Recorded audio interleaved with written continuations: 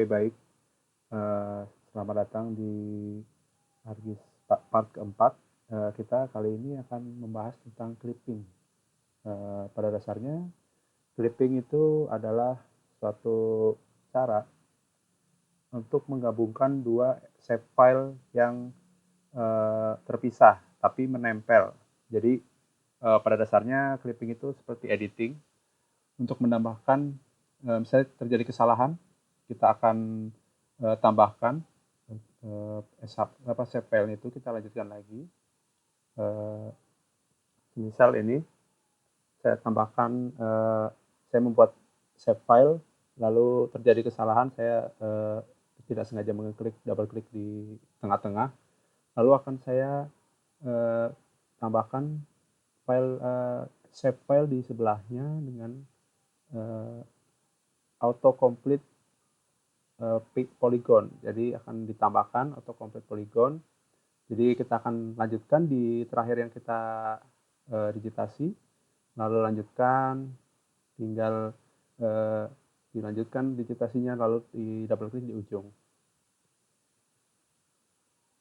Ya, kemudian kita akan klik di mencari di file merge.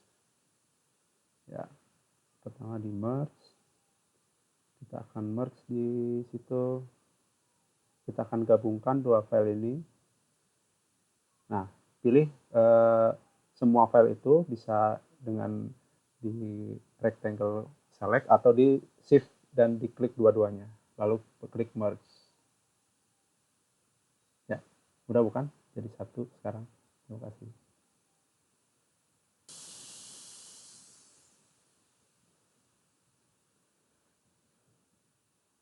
Mari kita lanjutkan dengan teknik layout peta pada ArcGIS Pro.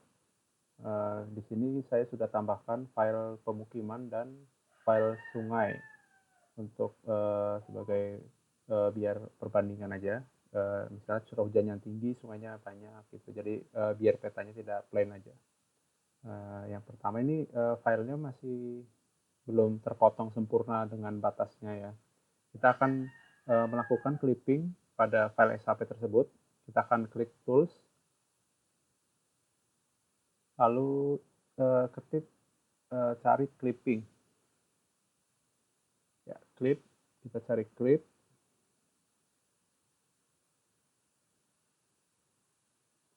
Untuk agar file shape tersebut akan sesuai dengan file digitasi yang sudah kita bikin sebelumnya.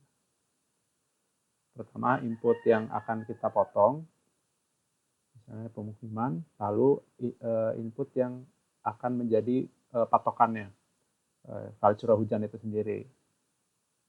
Ya, okay. Lalu tinggal kita klik run aja. Nah, kita tinggal uncheck di pemukimannya. Kita pastikan, nah sudah terpotong. Nanti kita hapus aja yang lamanya, kita ulang untuk yang sungai. Cari patokannya, file curah hujan.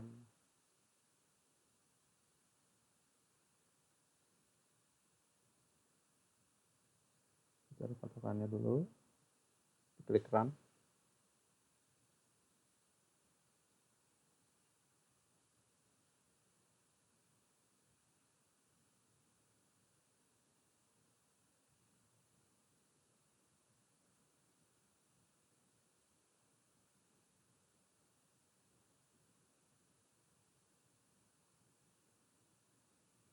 Ya, itu sudah terlihat, sudah terpotong dengan sempurna filenya.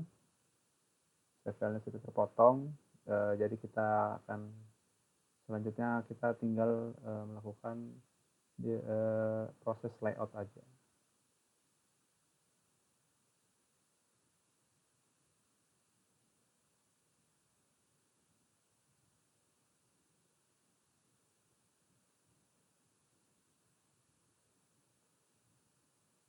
Kita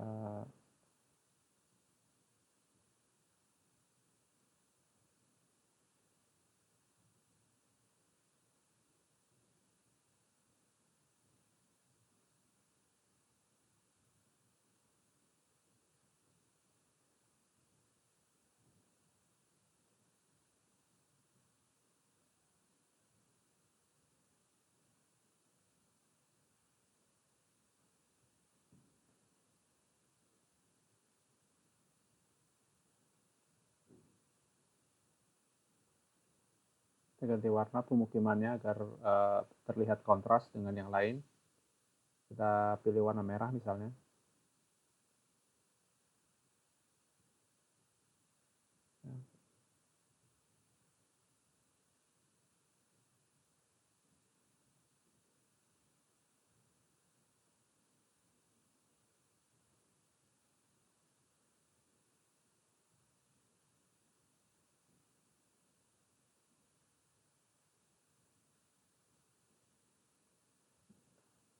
Untuk layoutnya kita tidak memakai file sungai.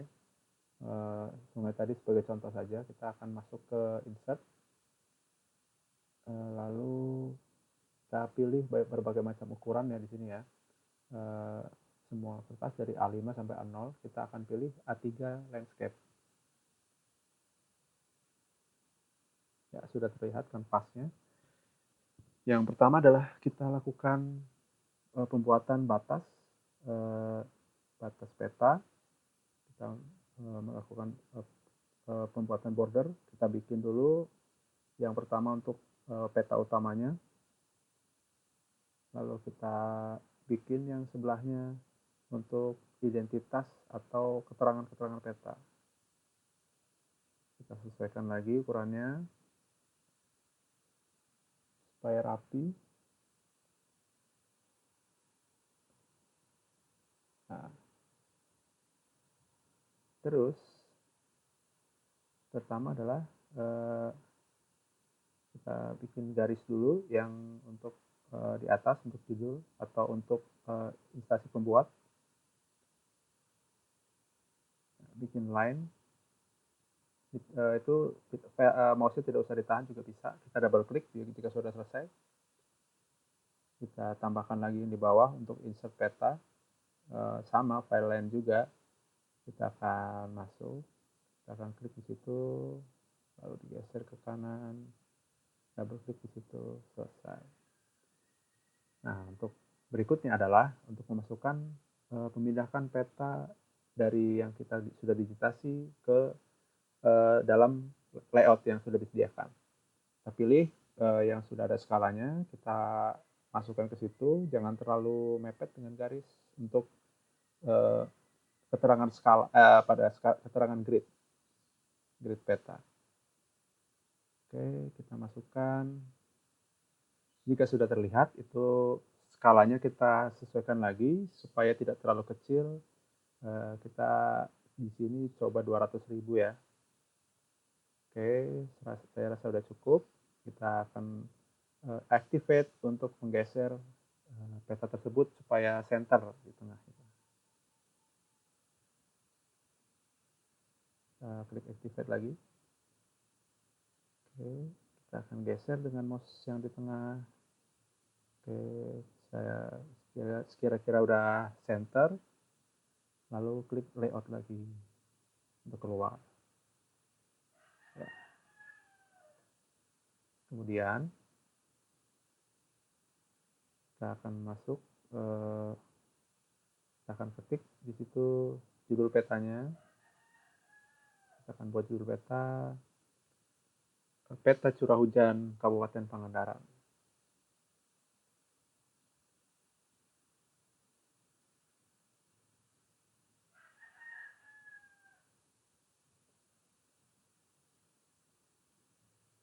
Oke.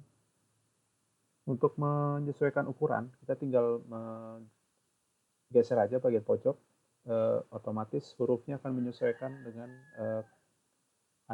kotak yang ada di situ. Kita akan lihat propertiesnya, kita akan sesuaikan lagi, kita klik text symbol untuk paragraf, kita akan tengah-tengah paragrafnya untuk di center ya, biar lebih rapi aja. Kita mungkin ditebelkan, kita bikin bold hurufnya, kita klik apply lagi, kita akan geser ke atas ya, posisinya tepat di situ. Oke, lalu dilanjutkan dengan pembuatan instansi atau si pembuat petanya itu dari mana, atau si yang meminta peta atau klien yang meminta peta di situ ditempatkan. Nah, di situ kita bisa logo. Saya kan dari Politeknik Transportasi Darat Bali, jadi saya taruh logo kampus saya di situ. Lalu kita bisa copy aja biar mudah. Kita akan bawa itu ke atas, kita akan ketik nama kampus atau kantor yang kita berasal.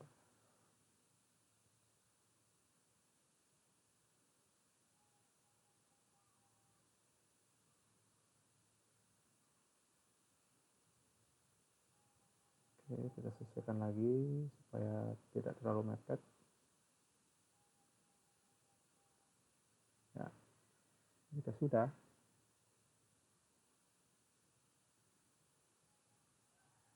Kita lanjutkan dengan arah utara. Bebas mau pilih yang mana, penempatannya pun bisa di dalam peta, bisa di luar peta. Cuma jika di dalam peta, usahakan di tempat yang tidak mengganggu informasi peta tersebut. Kemudian skala, kita akan masukkan skalanya yang dari metrik, karena kita menggunakan satuan metrik, itu meter, kilo, dan kilometer, dan sentimeter tentu saja. Kita akan masukkan ke situ skalanya, agar mempermudah pembacaan orang awam yang melihat kita lebih mudah dalam membandingkannya.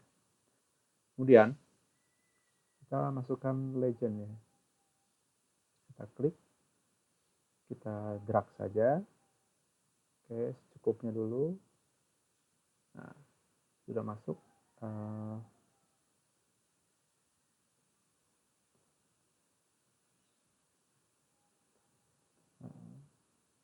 Masuk ke text simbol dulu. Kita akan properties, kita akan show legendnya. Itu bisa diganti juga. Kita akan matikan layer names-nya. Heading tidak usah, biar saja seperti itu.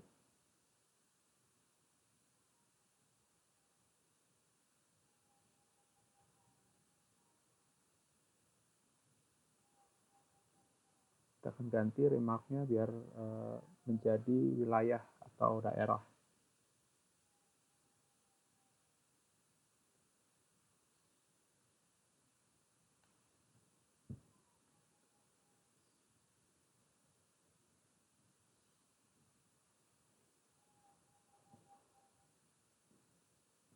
Klik kanan di remark, kita ganti fieldnya.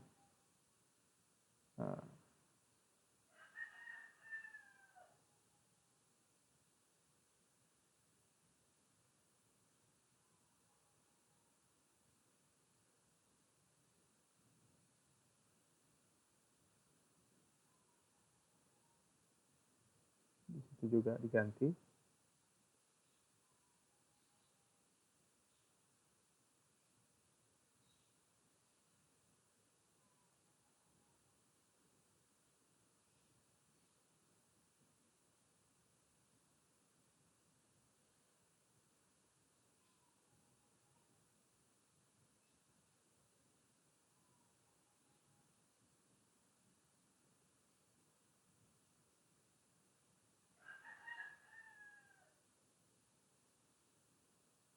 Kita masuk simbologi,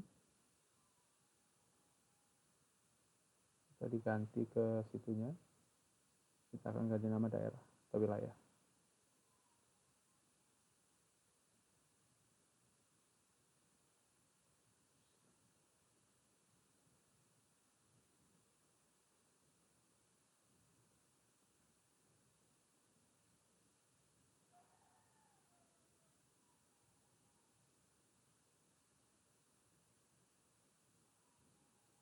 Kita akan reset lagi dulu.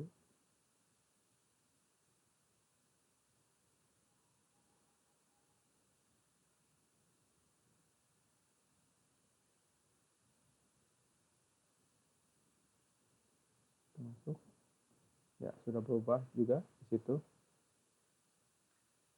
Apa yang di attributable otomatis berubah di layout. Mengikuti, kita ubah kembali itu menjadi merah supaya kontras.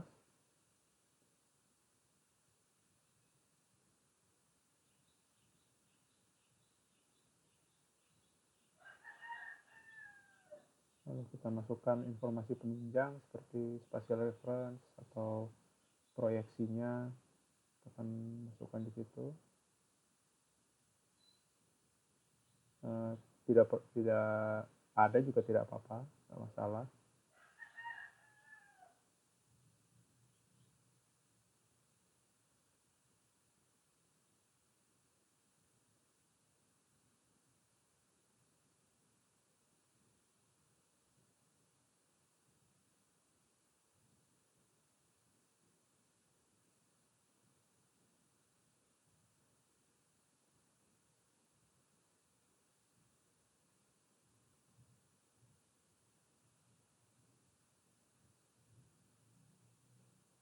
Terus sesuaikan lagi ukurannya.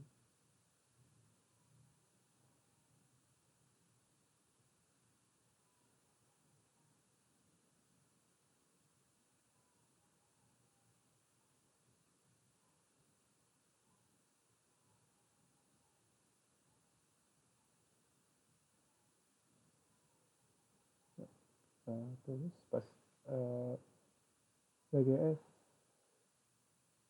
1984 UTM 49S untuk biar teman-teman yang mungkin melihat peta ini bisa mereplikasi petanya. Kita akan masukkan untuk insert, kita map frame lagi, kita klik map frame, kita masukkan ke yang kotak kecil di bawah. Nah, masih zoom, jangan terlalu zoom in ya, kita klik map frame lagi di extend indicator di atas. Jadi nanti ada sebagai patokan gimana, kayak minimap kalau di game tuh ya. Oke, udah muncul kotaknya, kita sesuaikan lagi dengan reference lokasi. Mungkin bisa dilihat, oh ini sebelah tenggaranya Bandung atau dekatnya Purwokerto ya gitu. Jadi bagi orang yang tidak tahu Pangandaran itu jadi agak tahu sedikit. Jadi kita ubah biar lebih jelas, kita ganti jadi warna merah. Kita lebih pertebal lagi, apply. Oke.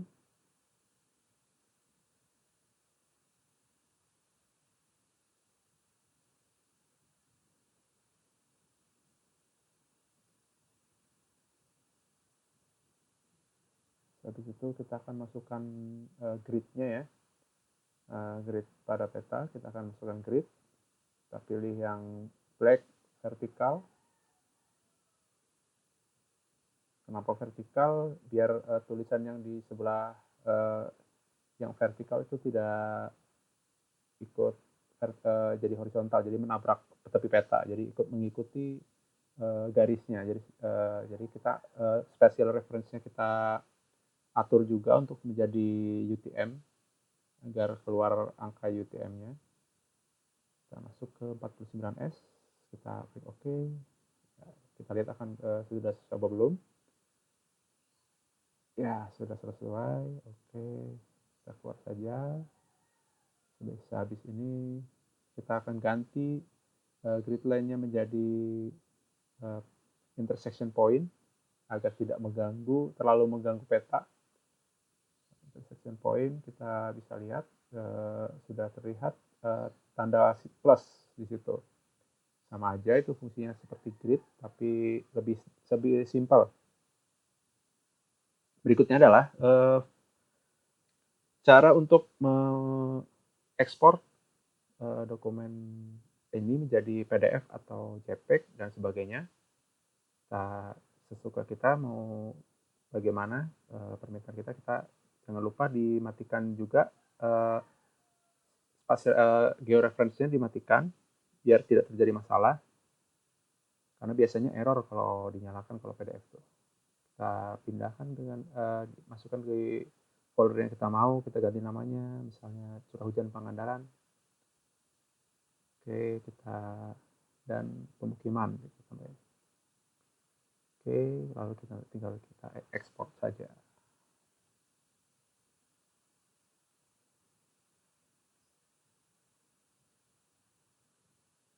Kita tunggu. Baik, kita akan klik buka file yang dimaksud. Kita akan coba lihat seperti apa filenya. Sambil nunggu.